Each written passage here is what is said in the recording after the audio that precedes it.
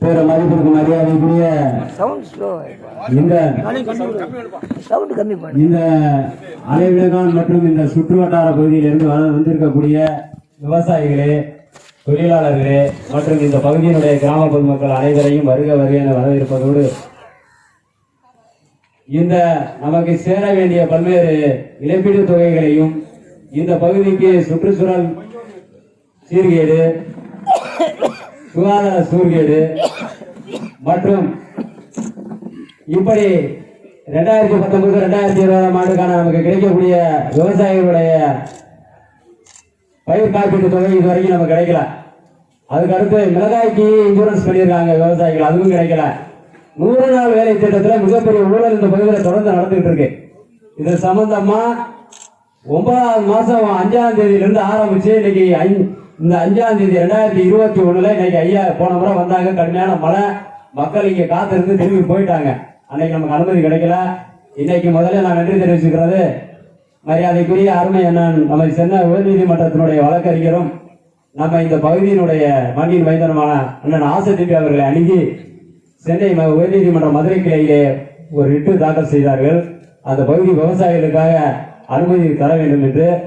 அதன் பிறகு காவல்துறை உயர் அதிகாரிகள் எல்லாம் ஆலோசனை செய்து உண்ணாவிரதம் இருக்க வேண்டாம், நீங்கள் ஆர்ப்பாட்டத்தை நடத்துங்கள், ஆர்ப்பாட்டத்தை அரசுக்கு தெரிவிங்கள்.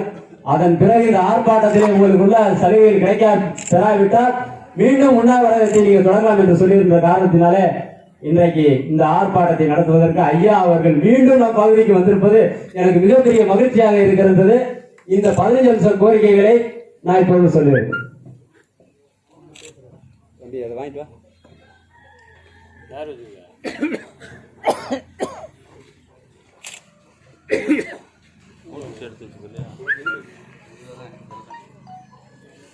அதான்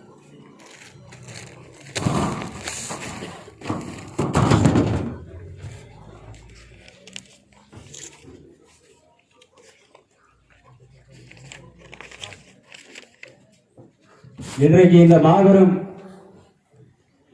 மாபெரும் கண்டன ஆர்ப்பாட்டம் எதற்காக என்பது மக்களுக்கு நன்றாக தெரியும். இந்த பகுதிக்கு இந்த மாபெரும் கண்டன ஆர்ப்பாட்டம் என்பது சூரியங்கோட்டை, புக்கலம், திருவள்ளி, அறநகரை, சோலாபுரணி, கீர்குடி, சொக்கப்படப்பு, உதயனூர் மற்றும் அளவிலகான் கிராம பொதுமக்களுக்காக இந்த மாபெரும் கண்டன ஆர்ப்பாட்டம் நடந்து கொண்டிருக்கிறது. இந்த மாபெரும் கண்டன ஆர்ப்பாட்டத்திற்கு மரியாதைக்குரிய நமக்கெல்லாம் குருவாக இருக்கக்கூடிய அருமை ஐயா இந்த 88வது வயதிலும் சென்னையில இருந்து தமிழ்நாடு முழுவதும் மக்கள் குறையை கேட்பதற்காக, மக்களுக்காக சேவை செய்வதற்காக அருமை ஐயா இங்கே வந்திருக்கிறார்கள். அவர்கள் ஏற்கனவே சொன்னார்கள், வீரப்பா நீ எதுக்கு கவலைப்படாத, மழை பெஞ்சிருச்சுன்னு கவலைப்படாத, திருப்பி உனக்காக வர்றேன். எந்த ப்ரோக்ராம் இருந்தாலும் இன்னைக்கு ஐயாவுக்கு வந்து திருநெல்வேலியில ஒரு ப்ரோக்ராம், அது முடிச்சு கன்னியாகுமரி ஒரு ப்ரோக்ராம். அதுக்காக ஐயா என்ன சொன்னார்னா, நான் கண்டிப்பா உன் கிராமத்துக்கு வந்துட்டு தான் மற்ற ஊருக்கு போவேனாரு. அதே மாதிரி ஐயா வந்திருக்கிறாரு. அதுக்கப்புறம் அருமையண்ணன் வழக்கறிஞர் ஆசை தம்பி அவர்கள் வந்திருக்கிறார்கள். அதற்கு அடுத்தபடியாக தாய்நாடு மக்கள் கட்சியினுடைய நிறுவன தலைவர் ஏ.கே. பூமிராஜன் அவர்கள் வந்திருக்கிறார்கள். அதற்கு அடுத்தபடியாக இந்த அகில இந்திய மக்கள் நல கட்சியினுடைய கொள்கை பரப்பு செயலாளர் மரியாதைக்குரிய ஜனாப் ஈரா முகமது அவர்கள் வந்திருக்கிறார்கள். பல்வேறு சர்வகட்சி தலைவர்களும் விவசாயிகளும் தொழிலாளர்கள் வந்திருக்கிறாங்க. இந்த போராட்டம் எதற்காக என்பது உங்களுக்கு சொல்றேன். ஒண்ணு, 2019-2020 பயிர் காப்பீடு மற்றும் விவசாய காப்பீடு இழப்பீடு தொகை கிட்டத்தட்ட நான் ஒரு 60 அதிகாரிக்கு ரிஜிஸ்டர் தபால் கொடுத்திருக்கேன், நேரடியாக கொடுத்திருக்கேன். இது சம்பந்தமா நேர அணுகிருக்கேன். இதற்கான எந்த ஒரு பதிலும் கிடையாது. நமக்கு எந்த பதிலுமே நமக்கு இதுவரை கிடைக்கல. அதுக்கு அடுத்தபடியா ஒரே ஒருத்தர் கொடுத்திருக்காரு. இந்த சிவகங்கை நாடாளுமன்ற தொகுதியினுடைய நாடாளுமன்ற உறுப்பினர் மரியாதைக்குரிய முன்னாள் நிதியமைச்சருடைய பையன் கார்த்திக் சிதம்பரம் கொடுத்திருக்காரு. ஐயா இந்த கோரிக்கை நியாயமான கோரிக்கை. இந்த கோரிக்கையை நான் நிச்சயமா நிறைவேற்றதுக்கு மாவட்ட ஆட்சித்தலைவர் மூலமாகவும் மத்திய அரசுக்கு நான் தகவல் எழுதியிருக்கேன்னு அந்த தகவல் கூட நம்ம கொடுத்துருக்காரு. அவர் ஒருத்தர் தான் இந்த 60 பேர் அனுப்புறதுக்கு நமக்கு ரிட்டர்ன் பதில் கொடுத்துருக்காரு. அதுக்கு அடுத்தபடியா 100 நாள் வேலை திட்டம். 100 நாள் வேலை திட்டத்துல விசவனூர் ஊராட்சியில ரொம்ப மோசமான ஊழல் நடக்குது. ஆனா டெய்லி டிவியில என்ன பண்றாங்க, தொலைக்காட்சி பத்திரிகையாளர் 256 ரூபாய் மத்திய அரசு கொடுக்குதுன்னு. ஆனா நம்ம கிடைக்கிறது 120 ரூபா, 130 ரூபா. அந்த 100 நாள் திட்டத்திலே நானும் ஒரு தொழிலாளி. அதையும் உங்கள்கிட்ட சொல்றேன். அந்த 100 நாள் திட்டத்துல நானும் ஒரு தொழிலாளி. நான் வந்து ஜமீன்தார் கிடையாது, நான் ஒரு தொழிலாளி. 100 நாள் திட்டத்தில் நான் வேலை பார்த்திருக்கேன். நவம்பர் 5ஆம் தேதியில இருந்து இது வரைக்கும் எனக்கு சேலரி வர வேண்டியது 120 ரூபா பிச்சைக்கார காசு கூட இன்னும் வரல. அதுக்கு அடுத்தபடியா 2018 இப்ப மரியாதைக்குரிய மாண்புமிகு தமிழக முதல்வர் பழனிசாமி அவர்கள் 2500 ரூபாய் நீ புகழ் பரிசுன்றாரு. கொரோனா காலத்துல எதுவுமே கொடுக்கல. கொரோனா காலத்துல மக்களே கண்டிக்க பார்க்கல. ஆனா 2018 என்ன சொன்னாரு, சட்டமன்றத்துல வறுமை கோட்டின் கீழே உள்ள குடும்பங்களுக்கு தலா 2000 ரூபாய் வழங்கப்படுன்றாரு. இதுவரைக்கும் நான் பலமுறை ஆர்டிஐல கேட்டேன், நேரடியாக அவருக்கு தபால்ல கேட்டேன், ரிஜிஸ்டர் போஸ்ட் அனுப்பிட்டேன். அவரே இந்த பதில் தரல. அதுக்கு அடுத்தபடியா இந்திய தேர்தல் ஆணையம் 1967 இருந்து இந்த மானாமதுரை தொகுதி தனி தொகுதியா இருக்கு. ஏன் இந்த மானாமதுரை தொகுதி தனி தொகுதியா இருக்கணும்? 10 வருஷத்துக்கு ஒரு தடவை ரீபார்ம் கமிட்டி அமைக்கணும்னு சொல்லி இந்திய தேர்தல் ஆணையத்துல ஜிஓவே இருக்கு. அதுவும் கொடுக்கல. அதுக்கு அடுத்தபடியா மத்திய அரசு 5 ஏக்கருக்கு கீழே உள்ள விவசாயிகளுக்கு ஆண்டுக்கு 6000 ரூபாய்னு வழங்கி வந்த நிலையில இந்த ஆண்டு ஆகஸ்ட் மாதத்துல இருந்து கொடுக்கல. இப்ப நேற்றுக்கு என்ன சொல்றாங்க, நீங்க தபால் அனுப்பினோம்னா உடனடியா வங்கி கணக்குல ஏறிக்கிட்டு இருக்கு அப்படின்றாங்க. நல்ல விஷயம், மக்களுக்கு கிடைச்சா சந்தோஷம் தான். அதுக்கு அடுத்தபடியா தொடக்க வேளாண்மை கூட்டுறவு வங்கிகள்ல கணக்கு புத்தகம் வச்சு வரவு செலவு வச்சிருக்கவங்க கணக்கு புத்தகத்துல அதை எந்த சொசைட்டி போனாலும் சரி, வங்கிக்கு போனாலும் சரி, அதை நமக்கு வரவு வச்சு அந்த புத்தகத்தை பதிஞ்சு கொடுக்கறதில்ல. கேட்டா நாளைக்கு வா, போமா நாளைக்கு வா, இப்பெல்லாம் பண்ண முடியாது, இன்றையே போட முடியாது. அப்ப இன்றைய போட முடியாது என்ன காரணம், இங்க ஊழல் நடக்குது. நம்ம புத்தகத்தில் என்ட்ரி பண்ணா நம்ம கண்டுபிடிச்சிருவோம் நம்ம காசு எவ்வளவு எடுத்திருக்காங்க, நம்ம காசு எவ்வளவு வரலைன்னு. அது ஒரு விஷயம். அதுக்கு அடுத்தபடியா கோரிக்கை என்னன்னு கேட்டீங்கன்னா, ஆனாந்தூர்ல நமக்கு எலிக்குளம் வந்து அந்த ஆனாந்தூர் வந்து ராமநாதபுரம் டிஸ்ட்ரிக்ட். ஆனா முன்னாடி இருக்கக்கூடிய இங்க நம்ம பகுதியினுடைய அமைச்சர் மரியாதைக்குரிய அண்ணன் கண்ணப்பன் அவர்கள் அந்த டிரான்ஸ்பாரத்தை ஒன்று அமைச்சு கொடுத்தார். அதுல 110 kV உயர் மின் அழுத்தம் கொண்ட அந்த டிரான்ஸ்பார்மர்ல நான் செய்தியாளர், பத்திரிகையாளர், டிவிக்காரங்களாம் அப்படியே படம் எடுத்தேன். படம் எடுத்து பாலிமர்ல வந்துச்சு, புதிய தலைமுறையில் வந்துச்சு. அப்ப எடுக்கும்போது என்ன பண்றாங்கன்னா, அந்த பகுதியில தண்ணி அடிச்சுட்டு அந்த டயத்துக்கு கரண்ட் ஆஃப் பண்றதுல போறதில்ல. போயிட்டு ஒரு 1 கோடி ரூபாய் இருந்துச்சு. அதுக்கு ஒரு ஏஐ கிடையாது, எல்ஐ கிடையாது, லைன்மேன் கிடையாது. இப்படி அதுக்கு அடுத்தபடியா என்னன்னு கேட்டீங்கன்னா, அரண்மநகர நம்ம பகுதி மக்கள் இந்த போராட்டத்துல முக்கிய பங்கு எடுத்துக்கிறதுனா அரண்மநகரையில ஒரு டிரான்ஸ்பாரம் தான் கேட்கிறோம். வேற எங்களை 5 கோடி கொடுங்க 10 கோடி கொடுங்க இல்ல, அந்த கிராம மக்கள் பாதிக்கப்படுறாங்க. ஒரு டிரான்ஸ்பாரம் கண்டிப்பா அரண்மநகரையில அமைக்கணும்னு நம்ம கேட்டிருக்கோம். அதுக்கும் பதில் இல்லை. அதுக்கு அடுத்தபடியா சிவகங்கையில இருந்து சூறான வட இருக்கிய அலைவிடங்கான் வழியாக ஆனாந்தூர் வர அரசு பேருந்தை நீட்டி கொடுங்க, மக்களுக்கு சேவை செய்யுங்க கேட்கிறோம். அதுக்கும் பதில் இல்லை. அதுக்கு அடுத்தபடியா பரமக்குடியில இருந்து தெற்கு விசவனூர் வர டவுன் பேருந்து 118 இதுவரைக்கும் வந்துகிட்டு இருக்கு. அந்த பேருந்து கிளாஞ்சினியோட திரும்பி போயிருது. ஏன்னா கிளாஞ்சினியில இருக்கிறவங்க மட்டும்தான் மக்கள், இந்த பகுதியில் இருக்கிற மக்கள்லாம் கண்ணுக்கு தெரியல. அதான் அதுக்கு என்ன காரணம் கேட்டா, அந்த மேனேஜர் சொல்றாரு சாலை வசதி இல்ல. சாலை வசதி இல்லைன்னா கலெக்டருக்கு ரிப்போர்ட் பண்ணுங்க, சாலை வசதி இல்ல பேருந்து போக முடியலன்னு. அது நான் கலெக்டருக்கு சொல்லியிருக்கேன். அந்த ஆக்கிரமிப்புகள்லாம் அகற்றி அந்த வழியா போக முடியாட்டா மாற்று வழி அலுவலகங்கள் வழியா ஆனந்தூர் வரைக்கும் அந்த பேருந்துகளை விட்டீங்கன்னா, இது கர்ப்பசரி ஒரு உடல்நல சரியில்லாதவங்களை நாங்க சாலைக்கிராம அரசு மருத்துவமனைக்கு இளையாபடிக்க நாங்க கொண்டு போல எங்களுக்கு பேருந்து வசதி கேட்போம். அதுக்கு அடுத்து திருப்பத்தூர்ல இருந்து ராமநாதபுரம் வரைக்கும் காலையில 5:30 மணிக்கு எடுக்கிற பேருந்து ராமநாதபுரம் போயிட்டு 10:30 மணிக்கு ரிட்டர்ன் போயிடறாங்க. அதுக்கப்புறம் நமக்கு பேருந்து வசதியே இல்லை இந்த பகுதியில. அவங்க என்ன நினைச்சாங்க, இது இலங்கை தீவி நினைச்சிட்டாங்க, தமிழ்நாடுன்னு நினைக்கல. இந்த அலைவிடங்கான இதை பார்த்து சுற்றி இருக்கிற கிராமங்களை எல்லாம் வந்து இலங்கை தீவிர வசிக்கிறாங்க மக்கள். உங்களை இலங்கை அகதி அப்படின்னு நினைச்சிட்டு இருக்காங்க. நம்ம விட போறது கிடையாது. இலங்கை அகதியா தமிழ்நாட்டினுடைய அகதியாங்கிறது இனிமேல் தெரியும். அதுக்கு அடுத்து காவேரி கூட்டு குடிநீர். காவேரி கூட்டு குடிநீர் எத்தனை நாளாக வருது தெரியுமா உங்களுக்கு? இந்த 15 நாளா நம்ம போராட்டம் அறிவிச்சதுக்கு பிறகு அந்த காவேரி கூட்டு குடிநீர் வரும். அதுல அந்த டாங்க்ல நான் ஏறி பார்க்கிறேன். பூச்சி புழு சுகாதாரமற்ற ஒரு சீர்கேடு ஒவ்வொரு டாங்க்லயும். அதுல என்ன பண்றாங்கன்னா, அந்த துவாறு கூட்டு குடிநீரை காவேரி தண்ணி கலந்து ஏன்னா அர்ஜென்ட்டுக்கு இப்படி ஏத்துறாங்க. அதுவும் மிக மோசமான நிலையில இருக்கு. அது நம்ம தெற்கு சொல்ல ஒரு 50,000 லிட்டர் ஜம்பு போட்டு பருத்தவய வரைக்கும் அந்த ஜீவோவில் இருக்கு. பருத்தவய வரைக்கும் ஒரு 20 கிராம் பயன்படுற அளவுக்கு ஒரு ஜம்பு கட்டி அந்த குடிநீரை விநியோகிக்கணும்னு சொல்றேன். அதுவும் கிடைக்கல. அப்ப பாராளுமன்ற உறுப்பினர் மரியாதைக்குரிய அருமையான கார்த்திக் சிதம்பரம் ஒரு லெட்டர் அனுப்பியிருக்காரு. 50,000 ரூபாய்க்கு என்னுடைய சொந்த நிதியில இருந்து அந்த தெற்கு சூழல் ஒரு ஜம்பு கட்டுறதுக்கு நான் ஏற்பாடு பண்ணி தவிர அனுப்பிச்சிருக்காரு. அது இப்ப ஒரு வாரம் ஆச்சு வந்து. அதுக்கு அடுத்து அரசு புறம்போக்கு சாலை, வீதிகள், இப்படி நீர்நிலைகள், ஊரடி, கண்மாய் இதெல்லாம் ஆக்கிரமிப்பு நிறைய இருக்கு. இதை நம்ம வட்டாட்சியாருக்கோ கலெக்டருக்கோ மனு கொடுத்தோம்னா மனுவை கூட வாங்கிக்கிறாங்க. திருப்பி அந்த ஆக்கிரமிப்பு பண்ணியிருக்கவங்க கலெக்டரை போய் பார்க்குறாங்க, வட்டாட்சியாரை பார்க்குறாங்க, அவங்கள்ட்ட கமிஷனை வாங்கிக்கிட்டு நம்ம கொடுத்த மனுவுக்கு எந்த ஒரு பதிலும் கிடையாது. இதுதான் நடந்துட்டு இருக்கு. அதுக்கு அடுத்து இளையாங்குடி ஊராட்சி ஒன்றிய கிராம பஞ்சாயத்துகள்ல 20 வருஷமா கிளர்க்கா இருக்கிறாங்க. ஆனா கிளர்க்கு எத்தனை வருஷம் இருக்கணும்? 5 வருஷம் இருக்கணும், இல்ல 10 வருஷம் இருக்கணும். அடுத்த பஞ்சாயத்துக்கு மாத்தி விட்டுறணும். அதை மாத்திரம் ஏன்னு கேட்டா இந்த 20 வருஷமா இருந்தா ஊழல் எப்படி பண்றது, அடுத்து வர புதுசா வர பிரசிடண்ட் சொல்லி கொடுக்க முடியும். இந்த 100 நாள் திட்டத்துல எப்படி பணம் எடுக்கலாம், கான்ட்ராக்ட்ல எப்படி ஊழல் பண்ணலாம் அப்படின்னு அந்த கிளர்க்கை மாத்திரம் அவங்களுக்கு தெரியாது. அப்ப அந்த கிளர்க்கு இருந்தாத்தான் அந்த கிளர்க்கை வச்சுட்டு ஊழல் பண்ணாலும் ஊழல் பண்ணிக்கிட்டு இருக்காங்க. அதனால நம்ம என்ன சொல்றோம், அந்த கிளர்க்குகள் 10 வருஷம் தான் இருக்கலாங்க. தமிழ்நாடு ஜீவோ 2017 63வது ஏல போட்டிருக்காங்க. அதுவும் ஆர்டிஐல கேட்டு வாங்கி வச்சிருக்கு. அதையும் உங்க கலெக்டர்கிட்ட கொடுத்தாச்சு, மந்திரிகிட்ட கொடுத்தாச்சு. மரியாதைக்கு மாண்புமிகு பழனிசாமி அவர்களுக்கு இபிஎஸ் ஓபிஎஸ்க்கு பேக்ஸ்ல கொடுத்துருக்கீங்க. ஆர்எஸ் மங்கலத்துல இருந்து பேக்ஸ்ல அனுப்பிடுங்க. அதுக்கும் பதில் இல்லை. இளையாங்குடி ஊராட்சிக்கு உட்பட்ட அனைத்து நம்ம இன்னைக்கு நல்லா இருக்கோம், மக்களுக்காக உழைக்கிறோம், சேவை செய்யறோம். ஐயா கூட 58 வயசுல இந்த மக்கள் சேவைக்காக இங்க வந்திருக்காங்க நம்ம பகுதிக்கு.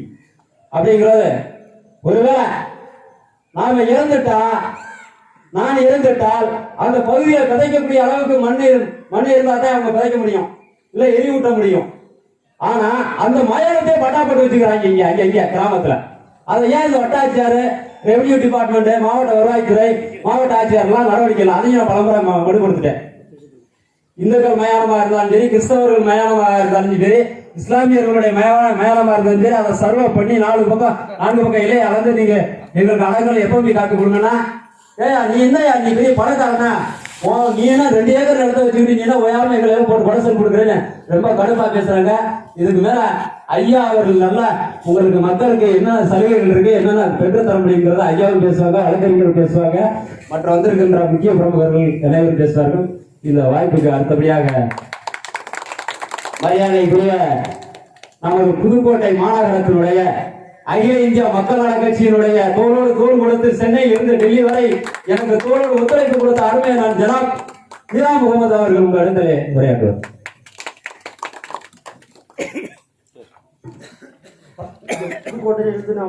புதுக்கோட்டையிலிருந்து வந்திருக்கக்கூடிய நான் முகமது மீரா என்ற அகில இந்திய மக்கள் நல கட்சி மாநில கொள்கை பரப்பு செயலாளராக வந்திருக்கிறேன். இங்கே வருகை இருக்கக்கூடிய ஐயா டிராபிக் ராமசாமி அவர்களையும் மற்றும் ஆனந்தகுமார் ஆசை தம்பி அவர்களையும், ஏகே பூமிராஜன் அவர்களையும் மற்றும் இந்த நிறுவன தலைவர் வீரகுமார் அவர்களையும், காளையார்கோவில் செயலாளர் முனுசாமி அவர்களையும், அங்குசாமி அவர்களையும் அன்போடு வரவேற்கிறோம். இங்கு பத்திரிகையாளர்களும் மற்றும் காவல்துறை நண்பர்களும் மற்றும் ஊர் பொதுமக்களும் கட்சி தொண்டர்களும் ஒன்றிய, மாநகர, நகராட்சி, பேரூராட்சி, ஊராட்சி மற்றும் அனைத்து உறுப்பினர் நண்பர்களும் வருகிறது இருக்கக்கூடிய இந்த கண்டன ஆர்ப்பாட்டத்திற்கு ஐயா டிராபிக் ராமசாமி அவர்களை மிகுந்த சிரமத்தோடு நாங்கள் அழைத்து வந்திருக்கிறோம். இதற்கு 1 மாதம் 2 மாதம் அல்ல, 6 மாத காலமாக அவகாசம் கொடுத்து வந்திருக்கிறார்கள். அவர்கள் வரக்கூடிய இடத்திலே, பேனர்கள் இருக்கக்கூடிய இடத்திலே கிழித்து விட்டு தான் வந்திருக்கிறார்கள்.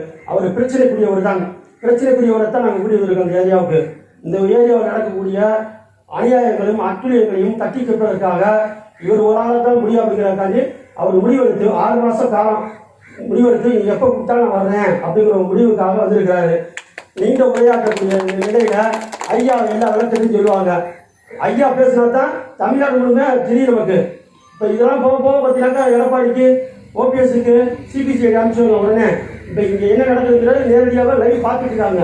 அது மாதிரி இப்போ ஐயா பேசக்கூடிய நேரத்தில் இருக்காங்க. இப்போ ஐயா பேசுகிறாங்க. டிராபிக் ராமசாமி அவர்களை பேச அழைக்கிறோம்.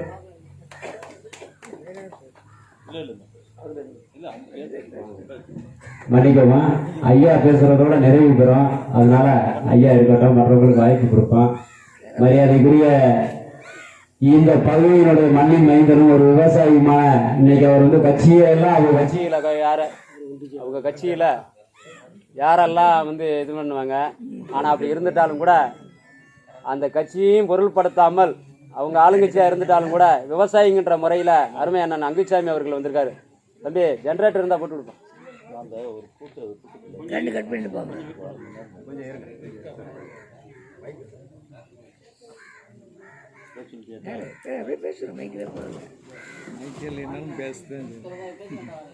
மைக்கில் எதிர்பார்க்காது வேணும் கட் பண்ணிருப்பாங்க.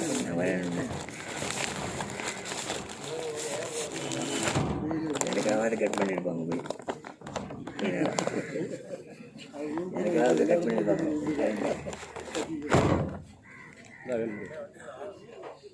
யாரு கரண்ட் இல்லையேப்பா, பேசுங்க கரண்ட் வேணும். யார் பேசுறது? வீரகுமார் கரண்ட் இல்லை பேசுங்க. பரவாயில்ல அதை விடுங்க. மைக்கே வேணும். ரெண்டு பேரு வேணும் கட் பண்ணிருப்பாங்க. சரி, கரண்ட் இல்லாம ஐயா பேரை சொன்னாலே அதிருங்கிறது இதுல இருந்து தெரிஞ்சுக்கலாம்.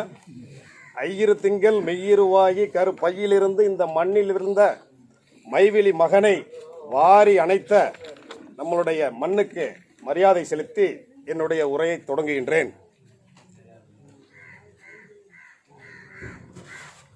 காலை கதிரவனை போல எல்லோருடைய உள்ளத்திலும் இல்லத்திலும் அன்பையும் ஆனந்தத்தையும் செலுத்திக் கொண்டிருக்கும் விவசாய பெருங்குடி மக்களே, அன்பு பண்பு பாசம் என்பது விலை கொடுத்து வாங்க முடியாது. அது எல்லாம் இயற்கையாகவே வரும் என்பதை உணர்த்தி கொண்டிருக்கும் இந்த மண்ணின் மைந்தர்களே, வேகத்தை கிழித்துக் கொண்டு முகம் காட்ட துடித்துக் கொண்டிருக்கும் காலை கதிரவனை போல, காலை கதிரவன் சூரியன் உதயமாவதற்கு முன்னாடி சேத்துல வேலை வாய்த்துக் கொண்டிருக்கும் விவசாய பெருங்குடி மக்களே, நாங்கெல்லாம் வாஞ்சிநாதனை பார்க்கவில்லை, சுபாஷ் சந்திர போஸை பார்க்கவில்லை, வீரபாண்டிய கட்டபொம்மனை பார்க்கவில்லை, சின்னமருது பெரியமருது பார்க்கவில்லை. அனைத்தையும் சேர்த்து மொத்த உருவமாக பார்த்து கொண்டிருக்கிறோம் ஐயா டிராபிக் ராமசாமி அவர்களையும்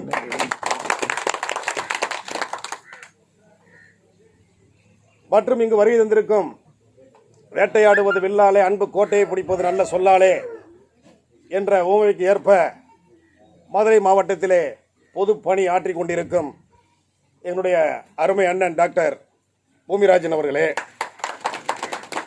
மற்றும் இங்கு வருகை தந்திருக்கும் பிரபல வழக்கறிஞர் ஐயா ஆசை தம்பி அவர்களே, மற்றும் எனக்கு முன்னால் பேசிய அண்ணன் புதுக்கோட்டை மாவட்டத்திலிருந்து இந்த மண்ணுக்காகவும் இந்த மக்களுக்காகவும் சிரமத்தை பார்க்காமல் வருகை தந்திருக்கும் அண்ணன் ஜனாப் அவர்களே, மற்றும் இங்கு வருகை தந்திருக்கும் அனைத்து முன்னோடிகளே, இந்த மண்ணின் மைந்தர்களே, உங்களுக்கு எல்லோருக்கும் என்னுடைய முதற்கண் வணக்கத்தை தெரிவித்துக் கொண்டு சுருக்கமாக சொல்ல வேண்டும் என்றால்,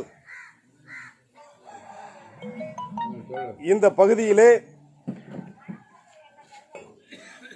பகுதியிலே உங்களுக்கு ஒரு பொன்னான கண்ணான ஒரு மிகப்பெரிய அதிகாரம் இல்லை என்றாலும் பரிவாரத்தோடு படை பட்டாளத்தோடு சுழன்று கொண்டிருக்கும் அன்பு அண்ணன் வீரகுமார் அவர்களே, அவர்களுக்கும் என்னுடைய நன்றியை தெரிவித்துக் கொண்டு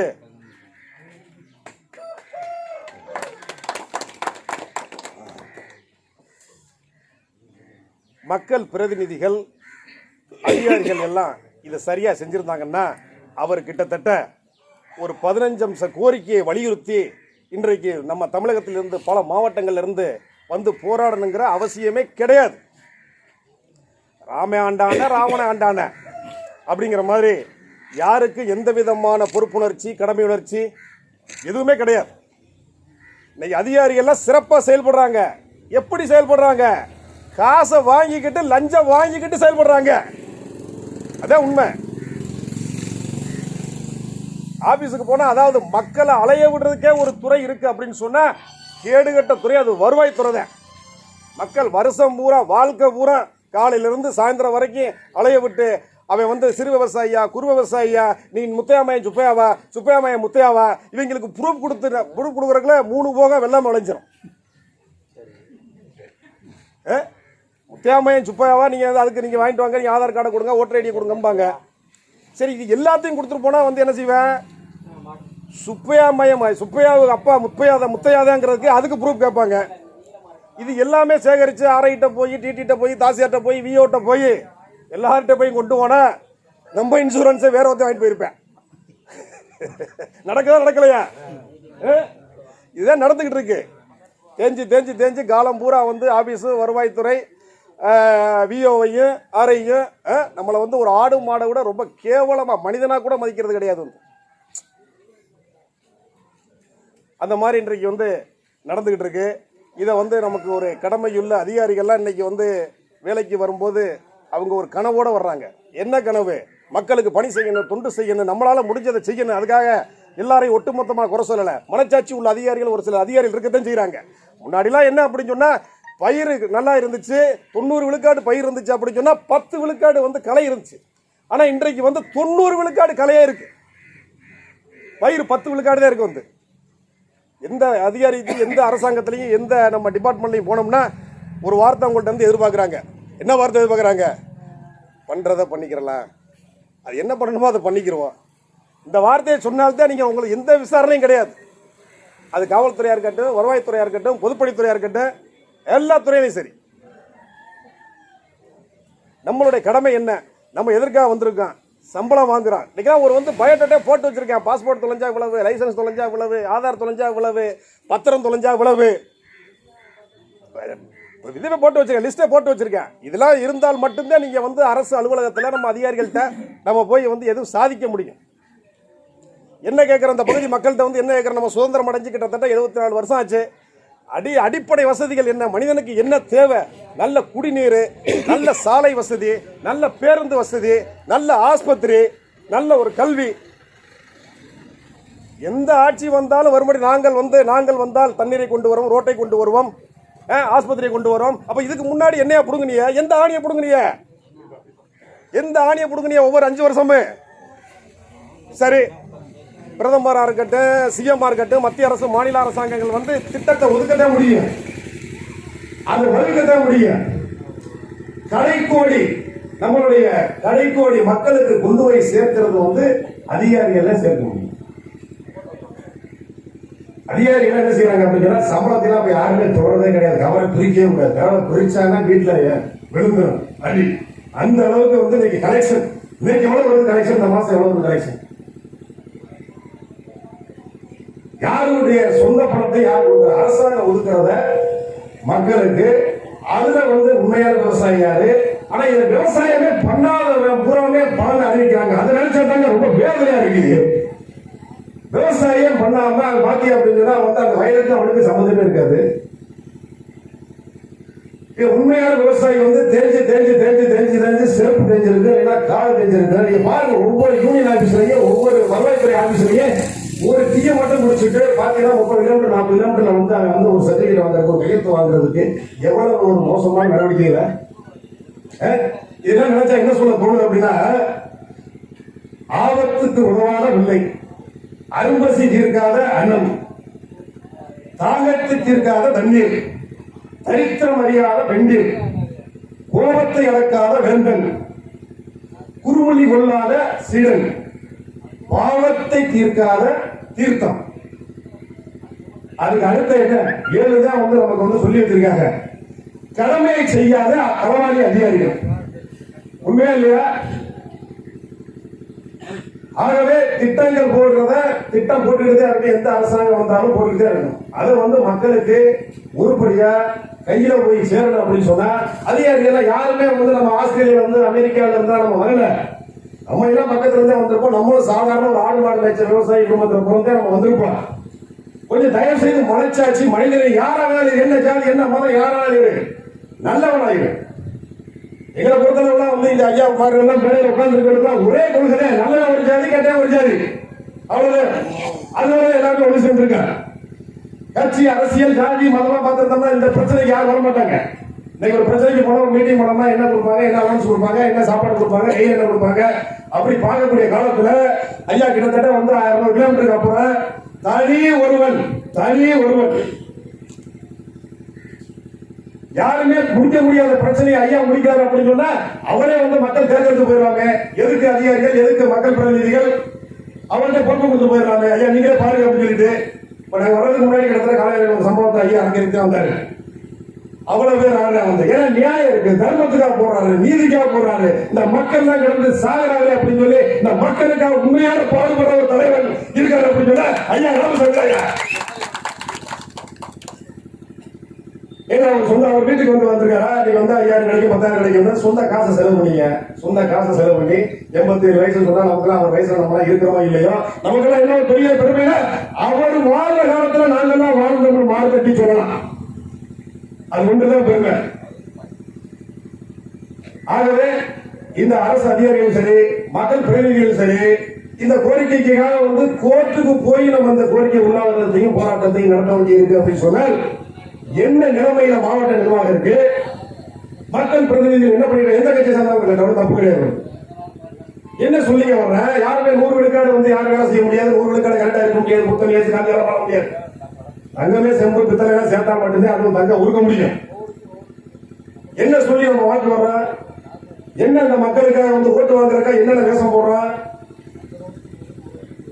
கொஞ்சமாவது மனசாட்சி படி வந்து நமக்கு வந்து வேற என்ன கேட்கிறேன், எனக்கு வந்து 5 ஏக்கர் நிலத்தை கொடு, 5 கிலோ தங்கத்தை கொடு, எனக்கு பணத்தை கொடு நம்ம கேட்கிறேன். அடிப்படை வசதி.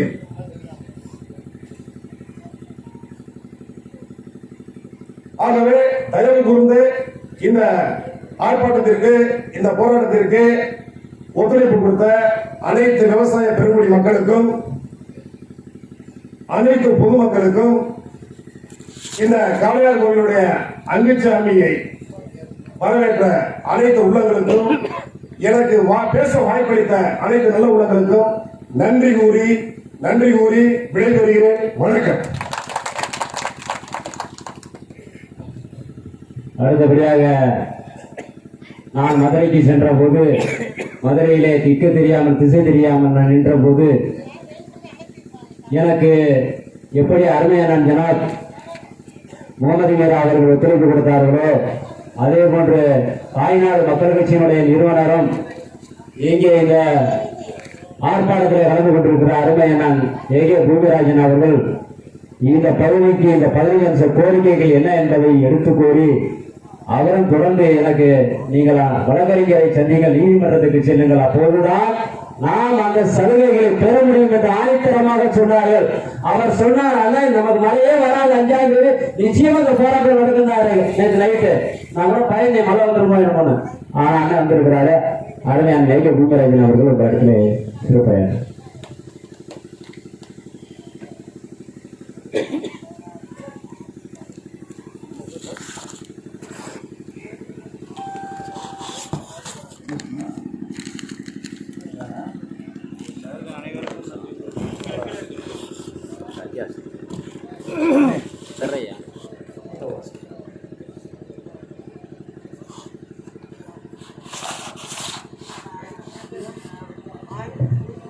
அனைவருக்கும் வணக்கம். தாய்நாடு மக்கள் கட்சி தலைவர் டாக்டர் ஏகே பூமிராஜன் பேசுறேன். உண்ணாவிரத போராட்டத்திற்கு எனக்கு 6 மாதத்துக்கு முன்பே வீரகுமார் என்பவர் என்னை தொடர்பு கொண்டு வாருங்கள், நமது விவசாயத்திற்காக பாடுபட்டுக் கொண்டிருக்கின்ற நமது தமிழ்குடி உறவுகளை சந்தித்து விவசாயத்தை சார்ந்த நம்மளை குடிகாரனாக உருவாக்கி கொண்டிருக்கிற அரசாங்கத்தை கண்டித்து ஒரு ஆர்ப்பாட்டம் பண்ண வேண்டும். எடப்பாடி பழனிசாமி அவர்கள் விவசாயி என்று மால்தட்டி கொண்டிருக்கிறார். நேற்று ஒரு அமைச்சர் நாங்கள் 2500 ரூபாயை கொடுப்போம், ஒரு 1 ஹவர்ல வந்து டாஸ்மாக் கடையில் அந்த 2500 ரூபாய் குடித்து நாசமா போய்விடுவார்கள் மக்கள் என்று எடப்பாடி பழனிசாமியோடைய அரசு சொல்கிறது. நாம் விவசாயிகளை ஊக்கப்படுத்துகின்ற ஒருவர் கூட நமக்கான முதல்வர் கிடையாது. வந்தால் உங்கள் சொத்தை ஆட்டை போடுவோம், இல்லாவிட்டால் உங்களை குடிகாரனாக உருவாக்குவோம் என்றுதான் இன்றைக்கு இருக்கின்ற அரசு. இன்று எனக்கு ஒரு வீரம் வேண்டும் என்றால் ஐயா டிராபிக் ராமசாமி ஐயா அவர்களை தான் நான் தொடர்ந்து பயணம் செய்யும் போதெல்லாம் நான் எடுத்துக் கொள்வேன். அவர் மாதிரி நாம் ஏதாவது செய்ய வேண்டும். நான் இதுவரைக்கும் ஒரு 200-300 காவல்துறை அதிகாரிகளை இடமாற்றம் செய்து உள்ளேன். ஒருவர் ஏதாவது இறந்து விட்டால் கையெழுத்து போடுவதற்கு பணம் கொடுப்பார்களா?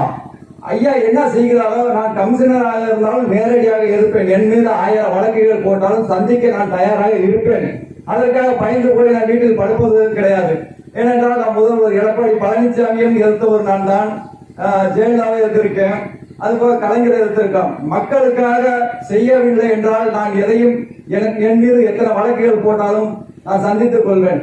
ஒரு விவசாயத்தை ஊக்கப்படுத்தாமல் கொள்ளையடிப்பதும் கொலை செய்து விட்டால் லஞ்சம் கொடுத்து விட்டால் இன்றைக்கு லஞ்சம் தான் தலைவிரித்து ஆடுகிறது. கீழ்மட்டத்திலிருந்து மேல்மட்டம் வரைக்கும் நாம் பணம் கொடுத்தால் என்ன வேண்டுமானாலும் செய்து கொள்ளலாம். அப்படிப்பட்ட ஆட்சியை நம்ம உருவாக்கி கொண்டிருக்கிறோம். வருங்கால தலைமுறைகள் அழிந்து கொண்டிருக்கிறது. குடிகாரனாகவே நாம் இருக்க வேண்டும் என்று நினைத்து நம்மளுடைய சொத்துக்களை எப்படி ஆட்டை போடுகிறார்கள். நீ குடித்து விட்டால் ரோட்டில் கிடப்பாய், உன்னுடைய வீட்டுக்குள் நான் எளிதாக சென்று விடுவேன், உன்னை பல வழக்குகளில் சிறை சென்று விடுவாய், அந்த சொத்துக்களை அழித்து விடுவாய், அப்போதுதான் நான் ஆட்சியும் அதிகாரம் என்னை கேள்வி கேட்பதற்கு எந்த ஒரு எதிர்பார்ப்பு இல்லாமல் நம்மளை வழிநடத்துகிறார்கள். மக்கள் விவசாயிகளுக்கு ஊக்கப்படுத்த வேண்டும். நாம் ஒவ்வொரு கிராமத்திலும் சென்று நம் வருங்கால இளைஞர்களை விவசாயத்தில் வேலை பார்ப்பவர்களுக்கு அரசு வேலையாக அறிவிக்க வேண்டும். இந்த அரசு அதை நாம் நல்ல ஒரு அரசாக உருவாக்க வேண்டும் என்பதை தெரியப்படுத்தி எனக்கு வாய்ப்பு கொடுத்த அனைத்து உள்ளங்களுக்கும் நன்றி.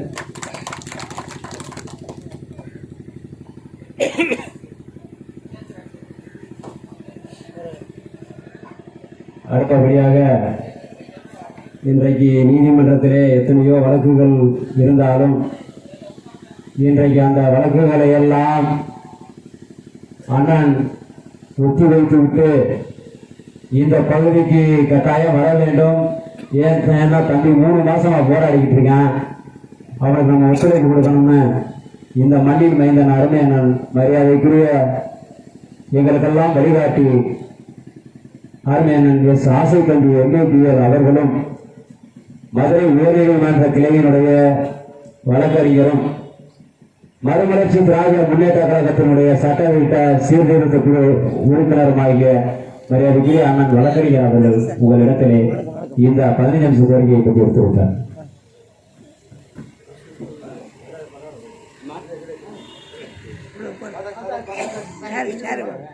வஞ்சிக்கப்பட்ட விவசாயிகளுக்காக குரல் கொடுக்க நான் இருக்கிறேன் என்று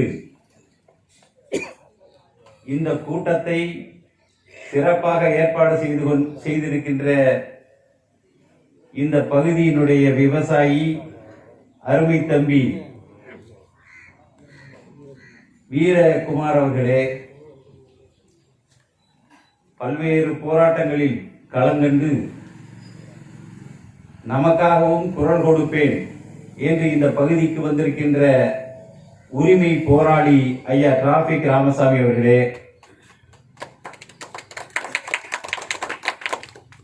இங்கே இந்த கூட்டத்தில் கலந்து கொண்டிருக்கின்ற முகமது மீரா அவர்களே, காளையார் கோவில் அங்குச்சாமி அவர்களே, அருமைக்குரிய மாமா அழகு அவர்களே, பெருமதிப்பிற்குரிய அழகர்சாமி அவர்களே, இங்கே குழுமி இருக்கின்ற விவசாயிகளே, உழவர் பெருமக்களே, அனைவருக்கும் அரண்மனை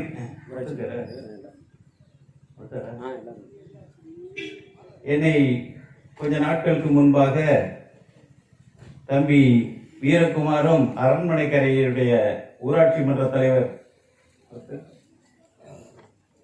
இருவரும் அணுகி இந்த பகுதி மக்களுடைய கோரிக்கை நிறைய இருக்கிறது, அதை செய்து தர மறுக்கிறார்கள். பல்வேறு அதிகாரிகள், பல்வேறு மனுக்கள் எல்லாம் சேர்ந்தாலும் கூட நமக்கு நடைபெறுகிற காரியங்கள் என்னவோ ஜீரோவா தான் இருக்கு. இதனால இதற்கு ஏதாவது ஒரு வழிவகை பண்ணணும், ஒரு ஆர்ப்பாட்டத்தை முதல்ல நடத்தணும் அப்படின்னு சொல்லி தம்பி கேட்டாரு. கேட்ட உடனே அதற்கு போலீஸ் பெர்மிஷன் மறுக்கப்பட்டது. மறுக்கப்பட்ட உடனே நான் ஹைகோர்ட்ல ஒரு ரிட்டு போட்டேன். அந்த ரிட்டின் அடிப்படையில் இந்த கூட்டம் நடக்குதுன்னு சொல்லி தம்பி சொன்னாரு.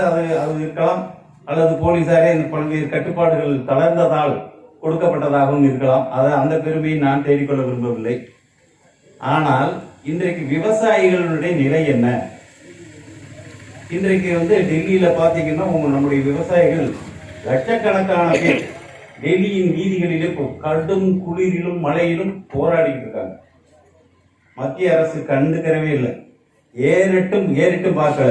நேற்று ஒரு பேச்சுவார்த்தை கூப்பிட்டு சும்மா அப்பப்ப ஒரு டீ பார்ட்டி கொடுத்துட்டு அனுப்பி விட்டான். சாப்பிடுறது இல்லையா அவங்க சாப்பிடுறது அதையும் நம்ம விவசாயிகள் சாப்பிடுறது இல்ல. விவசாயிகள் ரொம்ப ரோசமா போராடி இருக்காங்க. ஒரு அம்மா, வெற்றி கிடைக்கும், ஒரு பெரியம்மா பஞ்சாபி, அந்த அம்மா மாவு கோதுமை இங்க எல்லாத்தையும் தயார் பண்ணி எல்லாத்தையும் கலெக்ட் பண்றாங்க. பண்ணி எங்கே கொண்டு போறீங்க? நான் டெல்லிக்கு கொண்டு போறேன். இனிமேல் நான் திரும்ப வேணும் மாட்டேனோ அது தெரியாது. ஆனால் என் பிள்ளைகளுக்காக நான் போராடி ஆக வேண்டும். அந்த டெல்லி வீதிகளில் மடிந்தாலும் சரி, நான் கிடைத்ததை கொண்டு போய் வைத்துக் கொண்டு எத்தனை காலமானாலும் போராடுவேன் என்று சொல்லி அந்த அம்மா கலெக்ட் பண்ணிட்டு இருந்திருக்காங்க. எதுக்காக சொல்றேன்னா, இன்னைக்கு தான் விவசாயிக்கு ஒற்றுமை ஏற்பட்டிருக்கு. ஆனா தமிழ்நாட்டில் அந்த ஒற்றுமை வரலைங்கிறத எங்களுக்கு வருத்தம். எதுக்கு இந்த டெல்லியில போராடுறாங்க? வேளாண் சட்டம்னு ஒண்ணு கொண்டு வந்திருக்காங்க மத்திய அரசாங்கம். முதல்ல மத்திய அரசாங்கத்துக்கு அதுல அதிகாரமே இல்லை. இது மாநில அரசுக்கு உட்பட்ட அதிகாரம். அரசியல் சட்டத்துல மாநில அரசுக்கு உட்பட்ட அதிகாரத்துல மத்திய அரசு சட்டம் இயற்ற கூடாதுங்கிறது தான் நிலைப்பாடு. ஆனா அதை மீறி அவங்க இந்த கொரோனா காலத்துல யாரும் கேள்வி கேட்க முடியாத நேரத்துல பல்வேறு அயோக்கியத்தனமான சட்டங்களை அங்கே நிறைவேற்றிட்டாங்க. பார்லிமெண்ட்டை கூட்டாமலே கூட அவசர சட்டம், அப்புறம் பார்லிமெண்ட் அவங்களே கூட்டுக்கிறது, யாரும் வர விடுறது இல்லைன்னு சொல்லிடுறாங்களே.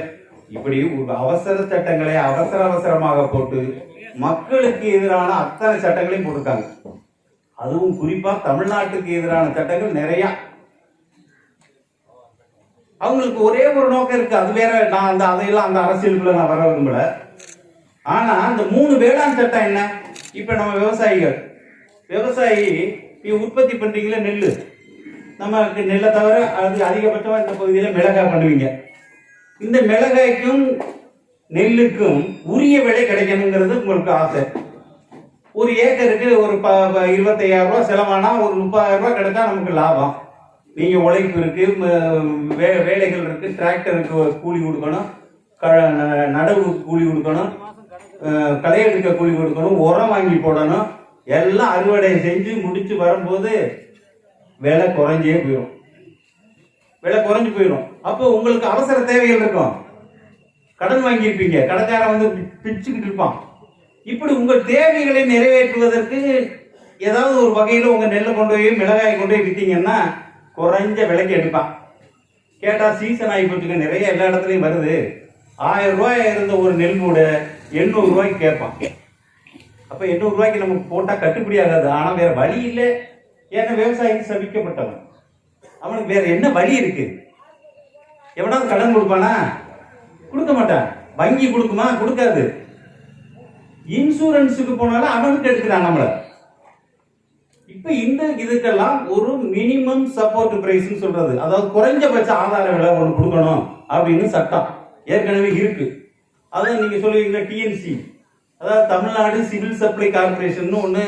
அவங்க ஒரு 800 ரூபாய் 900 ரூபாயோ ஒரு குவிண்டாலுக்கு வச்சுக்குவாங்க. இதுக்கு நீங்க 1500 வித்தா விற்கலாம். 1700 ரூபாய்னு குறைஞ்சிச்சுன்னா அந்த 800 ரூபாய்க்கு நீங்க போட்டு உங்களுடைய விலையை நீங்க அதை பெறக்கூடிய ஒரு வாய்ப்பு இந்த டிஎன்சின்னு இருந்துச்சு. இப்ப அதை எடுத்துட்டாங்க. இந்த வேளாண் சட்டம் இருக்கு பாருங்க, அந்த மினிமம் சப்போர்ட் பிரைஸ் உங்களுக்கு கிடைக்காது. சந்தைகள்ல கார்பரேட் நிறுவனங்கள் யாரு? வால்மார்ட் நிறுவனங்கள், ரிலையன்ஸ், அம்பானி, அதானி தான் வாங்குவான். அவன்கிட்ட போய் நீங்க நெல் விற்கணும். அவன் முதல்ல உங்களுக்கு ஆரம்பத்தில் என்ன செய்வான்? நிறைய விலை கொடுப்பான். ஏன்னா அவன்கிட்ட தாண்டா போகணும்னு உங்கள்கிட்ட ஒரு மனநிலையை உருவாக்குவான். அதுக்கடுத்து அப்புறம் அவன் வைக்கிறது தான் சட்டம். ஏன்னா அதுக்கடையில இந்த சின்ன சின்ன சில்லறை கடைகள்லாம் போயிடும். நமக்கு இங்கே ஆனந்தூரில் ஒரு நெல் கடையில் போய் தான் அங்கே நம்ம காசு வாங்கணும். இங்கே சாலை கிராமத்தில் மிளகாய் கடையில் போய் தான் நம்ம காசு வாங்கிக்குவோம். அவன் கொடுப்பான், அப்புறம் வாங்கிக்கலாம்னு நம்ம சொந்தக்காரன் தான் ஒருத்தன் இருப்பான், அல்லது நமக்கு வேண்டியவன் தான் இருப்பான், நம்ம ஊருக்காரனா தான் இருப்பான். அதனால கொடுத்து உங்களுக்கு வாங்கிக்கிறான். ஆனா இவங்களையெல்லாம் அழிச்சுட்டா அந்த பெரும் முதலாளி இருக்கான் பாருங்க, உலக கோடீஸ்வரன், அவன் மட்டும்தான் வாங்குவான். அவனுடைய பிரதிநிதியை வச்சு வாங்குவான். முதல்ல உங்களுக்கு விலையை கொடுப்பான். அடுத்து உங்கள்கிட்ட அவன்கிட்ட நீங்க அடிமையாகணும், வேற எல்லாரும் போயிடுவான். அவன்கிட்ட தான் நீங்க கொடுத்தாங்கன்னு 4 ரூபாயும் கேட்டா கூட கொடுத்துட்டாங்கன்னு, வேற வழி இல்லை. அப்ப நம்ம விவசாயிகள் வாழ முடியுமா? தற்கொலை செய்து கொள்வதை தவிர வழி இல்லை. அதனாலதான் அந்த சட்டத்தை எதிர்க்கிறாங்க. சட்டத்தை எதிர்த்து போராடுறது சும்மா இல்லை, பெரும் முதலாளிகள்கிட்ட கொண்டு கொடுக்குறான். அடுத்து கூட்டு பண்ணைன்னு ஒண்ணு வைக்கிறான். நீங்க விவசாயிகள் எல்லாரும் தனித்தனியா நீங்க உள்ளது நீங்க கொண்டு போய் வச்சுக்கிற வேண்டிய அவசியம் இல்லையா? நீங்க எல்லாரும் சேர்ந்து உள்ளுவோம், உங்களுக்கு டிராக்டர் தர்றேன், உரம் தரேன், எல்லாம் நான் தருவேன் அப்படின்னு கூட்டு விவசாயம். அதுல ஒப்பந்தம் போடணும். ஒப்பந்தம் போட்டாச்சுன்னா நீங்கள் கொத்தடிமை, நிலத்துல உழுகிறதுக்கு மட்டும்தான் உங்களுக்கு உரிமை இருக்கு. இதெல்லாம் உங்களுக்கு தெரியல, பல பேருக்கு தெரியல. தமிழ்நாட்டு விவசாயிகள் அது அங்க அடையல. ஏன்னா பஞ்சாபில, இன்னைக்கு ராஜஸ்தான்ல, ஹரியானாவில், உத்தரப்பிரதேசலையும் அத்தனை பேரும் அங்கே போய் போராடிட்டு இருக்காங்க. டிராக்டரா போய் உட்கார்ந்துருக்காங்க.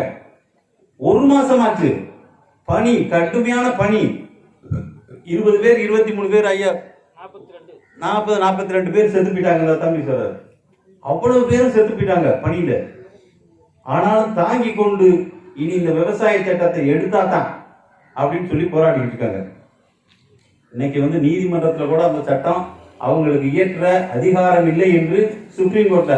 ஆனா ஐயாவுக்கு தெரியும், நிறைய கோர்ட்டுகளுக்கு அடிக்கடி வருவார், தானே வாதாடுவார். அவர் வக்கீல் இல்லை, ஆனா ஒரு வக்கீலுக்குரிய அத்தனை அனுபவங்களும் அவருக்கு இருக்கு. அதனால பார்ட்டியின் பெர்சன் அப்படின்னு சொல்லி தானே வாதாடுவார். நான் அடிக்கடி அவரை பார்த்திருக்கேன், கோர்ட்டுக்கு வர்றதை பார்ப்பேன். அவரோட நான் பேசினது இல்லையே, அவருடைய செயல்களை எல்லாம் ரசிச்சுக்கிட்டு இருக்கிற ரசிகர்கள்ல நானும் ஒருத்தன். ஏன்னா வருவாரு, எங்கே இந்த போஸ்டர் யாரா வச்சவன் அப்படின்னு போய் கிழிப்பாரு. எவனாவது கிளைம் பண்ணாலும் அவன்கிட்ட உடனே கேஸ் ஆக்கி விட்டுருவாரு. ஏன் போஸ்டர் வைக்க கூடாதுன்னு ஒரு சட்டம் இருக்கு. ஒரு போஸ்டர் வைத்தான், வீதியில் நடந்து புருஷன் முன்னாடி 2 வீலர்ல போயிட்டு இருந்தாங்க. போகும்போது அந்த காத்துல அந்த போஸ்டர் விழுந்து 2 பேரும் செத்து போயிட்டாங்க. இது ஆபத்தை உண்டாக்குது. வீதிகளில் எதுக்கு போஸ்டர் வைக்கிறீங்க? உங்களுக்கு வரவேற்பட்டு அந்த சுவரை ஒட்டிட்டு போங்கடா, உங்களுக்கு சுவர் இருந்தா போட்டு போங்க. இது மாதிரி ஆபத்தான அந்த போஸ்டர்களை ஏன், பேனர்களை ஏன் வைக்கிறீங்கன்னு சொல்லி ஹைகோர்ட்டும் தடை செஞ்சிருக்கு. ஆனா இன்னும் வைக்கிறாங்க. அதுதான் எதிர்த்து அவர் ஐயா போராடுறாரு. சட்ட ரீதியாக போராடுறவர், தர்ம ரீதியா போராடுறதுனாலதான் இன்றைக்கும் அவரை கண்டா இன்னைக்கு ஜட்ஜஸ் எல்லாம் கூட அவர் ஆர்டர்னா இவர் கேட்டா அதுல தர்மம் இருக்கும், நியாயம் இருக்கும் அப்படின்னு நீதிபதிகளை உணர்றாங்க. உணர்ந்த உடனே அதற்கு ஏற்ற வகையில அவங்க உத்தரவு போடுறாங்க, பரிசீலனை செய்ய சொல்றாங்க. சொன்ன உடனே அதிகாரிகளும் பயந்துருவாங்க. இதை நோட்டீஸ்னு அனுப்பிட்டாங்கனால, டிராபிக் ராமசாமி போட்டிருக்காருங்க கேஸ், நோட்டீஸ் வந்திருக்கு, விவகாரம்டா, தூக்குடா, அது போய் என்னன்னு பாருங்கடா அப்படின்றான். இது நடக்குதுன்னா என்கிட்ட வருவாங்க, எங்க இந்த டிராபிக் ராமசாமியை கண்ட்ரோல் பண்றதுக்கு ஒரு வழி இல்லையா என்கிட்ட கேட்பாங்க நிறைய பேர். ஏன்பா, அவர் தான் நல்லது செஞ்சுக்கிட்டு இருக்காரு, அவர்கிட்ட நியாயம் இருக்கு, அவரை என்னடா வழி பண்ண போறீங்க? அவர் என்ன உயிர் எடுக்க போறீங்களா? எடுக்க முடியாது, நீங்க அவனும் எடுக்க முடியாது, அது தேவையும் இல்லை. அவர் இன்னைக்கு போராடிக்கிட்டு இருக்காருன்னா மக்களுடைய ஊழலுக்கு எதிராக போராட்டம். எடுக்க பார்த்தாங்க, முடியல. பல பேர் அது முயற்சியும் பண்ணாங்க. சொன்னது மாதிரி பல பேர் அவரை எப்படியாவது அடிச்சிடலாம், கொண்டுடலாம். கோபம் வருது. அவன் பேனரை எடுக்கிறாங்கல்ல, இப்ப யாரு ஒரு சாதாரண ஆளு எடுக்கிறானே, நம்ம இவ்வளவு அதிகாரத்துல இருக்கிறோமே அப்படின்னு சொல்லிட்டு அவங்களுக்குலாம் அந்த அதிகார ரீதியில அவரை எப்படியாவது கொண்டுடலாம், எப்படியாவது வெட்டிடலாம்னு நினைக்கிறாங்க. நடக்கல. ஏன்னா அவரை தர்மம் தலைகாக்குன்னு சொல்லுவீங்கல்ல, அது மாதிரி அவரை நியாயமா நடந்துக்கிறாரு. இன்னைக்கு விவசாய சட்டங்கள், விவசாய கூலிகளாக நாம சபிக்கப்பட்டு வஞ்சிக்கப்பட்டு இருக்கிறோம். இன்சூரன்ஸ் ஒழுங்கா கிடைக்கலன்னு சொன்னாங்க. நான் தம்பிக்கு சொல்வேன், நீங்க இன்சூரன்ஸ்லாம் நீங்க போட்டு கொடுக்கணும். அதிகாரிகள் உடனடியாக இதை கவனம் செலுத்தணும். செலுத்தாவிட்டால் இவர்களிடத்தில் இருந்து ஒரு மனு வாங்கி நிச்சயமாக உயர் நீதிமன்றத்தில் வழக்கு தொடர்ந்து அந்த தொகையை கிடைக்க உங்களுக்கு உதவுவேன். அதே மாதிரி இங்க வந்து மின்சாரம் தம்பி கேட்டாரு, மின்சாரம் வந்து சரியான முறையில் விநியோகம் இல்லைன்னு. அதற்குரிய ஏற்பாட்டை நீங்க முதல்ல கலெக்டர்ட்டையும் மின்வாரிய சேர்மன்ட்டையும் சீஃப் இன்ஜினியர் மதுரை இல்ல இல்ல இல்ல முறையான மனுவை கொடுத்துருங்க. ஊர் மக்கள்கிட்ட கையெழுத்து வாங்கி கொடுங்க. கொடுத்துட்டு அதன் பிரதியை எனக்கு ஒண்ணு அனுப்பி வைங்க. நடத்தலைன்னா நடத்த பப்பம். அதிகாரிகளுக்கு வந்து மெத்தனை இருக்கும், மெத்தனை இருக்கும். இதுல என்ன லாபம் பாருங்க. இந்த கோட்டைக்கரை யாரு இருந்துதான் நம்ம ஊருக்கு போற வழி சூரியங்கோட்டைக்கு புக்கலத்துக்கு இடையில ஒரு ஆறு போகுதுல, இந்த ஆறு ஆர்எஸ் மங்கலம் கம்மாடி போகுது. இந்த ஆறு தூர் வர்றோம், ஆறோட கால்வாயில அமைக்கணும்னா அதுல இருக்கிற ஏற்கனவே அதன் மீது ஒரு ரிட்டு, அந்த காட்டுக்கருவேல மரங்களை வெட்டக்கூடாதுன்னு சொல்லி ஒரு ரிட்டு நான் வாங்கி வச்சிருக்கேன். வெட்டுறது முறைப்படி ஏலத்துல விட்டு வெட்டுன்னு. இப்ப முறையான ஏலமே விடாம அந்த குறிப்பிட்ட அந்த கான்ட்ராக்டர் அவன் மாட்டில வெட்டி தள்ளிட்டு போயிட்டான். அதன் மீது இப்ப வழக்கு நடந்துட்டு இருக்கு மதுரையில. அதுல அதிகாரிகள் எவ்வளவு லஞ்சம் வாங்கியிருக்காங்கிறது அங்கே பட்டியல் வருது. நல்ல வேளை தப்பிக்கிறாங்க இந்த அதிகாரிகளுக்கு. அந்த திருவாகரன் ஜட்ஜி தான் தொலைஞ்சிருப்பாங்க இந்த அதிகாரிகள்லாம்.